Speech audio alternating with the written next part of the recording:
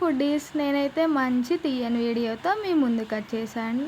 చూడండి, ఇవి గోధుమ పిండితో తయారు చేశాను నేను. చాలా జ్యూసీగా చాలా బాగా వచ్చాయి. ఈ చిట్టి చిట్టి బాదుషాలను ఎలా తయారు చేయాలో చూద్దాం పదండి.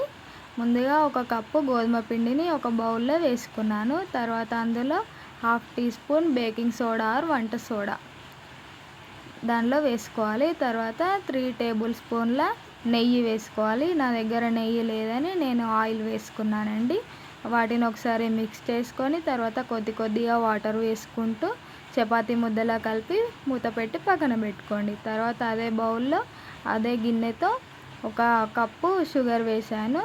తర్వాత ఒక కప్పు వాటర్ వేసుకొని కలుపుతూ ఉండాలి చక్కెర పాకం వచ్చే వరకు. ఈలోపు మనం చిట్టి చిట్టి బాదుషాలని ప్రిపేర్ చేసుకుందాం. మంచిగా చక్కెర పాకం పట్టుకోవాలని నేను చిన్నగా చేసుకున్నానండి.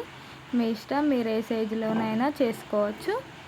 ఇలా చిన్నగా చేసుకునే బాదుషాలన్నీ ప్రిపేర్ చేసుకునే లోపు చక్కెర పాకం వచ్చింది. ఇలా కాస్త జిగురుగా వస్తే చాలు పాకం.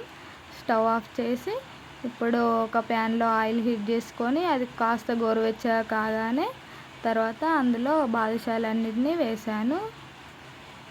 ఇలా బాదుషాలు ఒకసారి వేగి గోరువెచ్చని నూనెలో పైకి వచ్చాక తర్వాత మీడియం ఫ్లేమ్లో వాటిని గోల్డ్ కలర్ వచ్చే వరకు వేపుకోవాలి.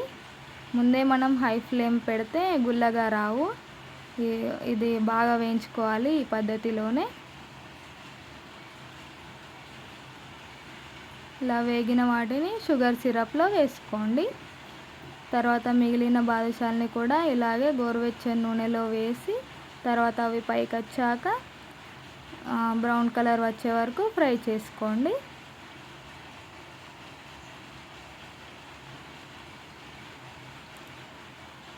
ఇలా ఇంట్లోనే హెల్తీగా మైదా పిండి వాడకుండా గోధుమ పిండితో టేస్టీగా చేసి పెట్టుకోండి.